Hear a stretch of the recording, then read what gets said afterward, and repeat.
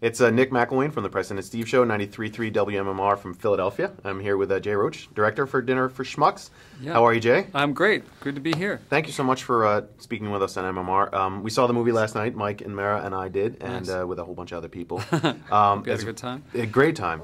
Very funny movie. We laughed a lot, but I wanted to ask you about balancing a movie that's very funny with a movie that's really sweet and with characters that you care for.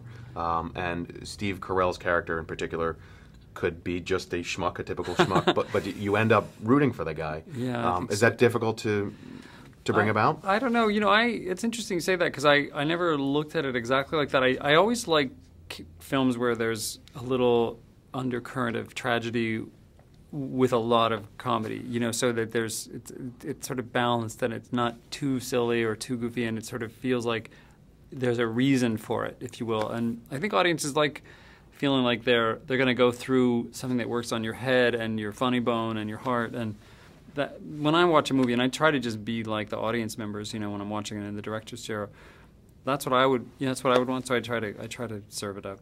The characters are really identifiable. I mean, everybody knows a guy like Steve. Everybody knows a guy like Paul. You know a lot of taxidermists. Yeah, that do work with mice yeah. Guys like that. Yes, not no, exactly. Yeah, I'm being a smart ass. No, so am I. But it makes you care about them, and that's hard in movies because there are probably more terrible movies than good movies. But this one, it worked. That's cool for you to say. I mean, I think it's because people, I think, notice when someone's a trier. They really try, and even if they're going through something, heartache or a physical thing or whatever, that they're doing their best. And I think Steve's eagerness to have a friend, even because he doesn't seem to have a lot of friends, he's so surprised that Paul's going to a dinner of friends. That's instantly endearing.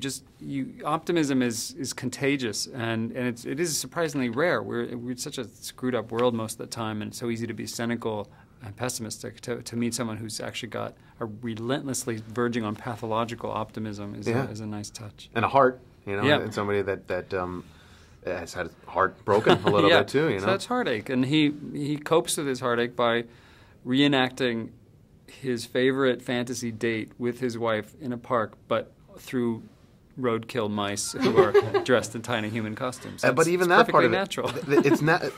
That part was funny, but again, really sweet. I mean, and we were talking about it with Steve and Paul before, but the mice are very human-like in their poses and in their.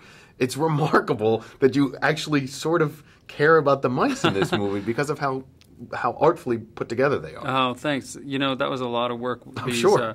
My storyboard guy, Joel Venti, and I sat in rooms for hours trying to think up how to pose them and what they should wear, what they should look like. A lot of it was the writers came up with a lot of it. And then these three guys, the Kyoto brothers, who are three wizards, three of Santa's elves who work in a workshop for months and months and months, kind of came up with a final thing. And it was such a great manifestation of the character that I was going for, and the heart and humor too. So I'm glad it worked. I'm glad you liked that part. Are you a fan of Flight of the Conchords? I have seen every episode. My kids have memorized all their songs. We've gone to all the live shows in L.A. So that was and also of Little Britain, where David Walliams came from. But Jermaine Clement in Conchords is one of my favorite characters, and he's so completely different in our movie. So I was proud of that transformation.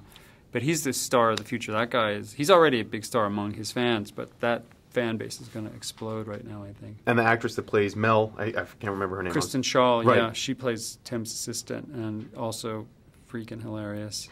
Very There's cool. Hours of stuff with her and Paul riffing because they're both good improvisers, which we'll have to save for the DVD. Well, cool. Jay, thank you so much for speaking with us on MMR, and best of luck. Sorry, so short. It's always they're just packed in, but thanks, man. Very cool. Would you mind if we grabbed a photo? I don't mind at all.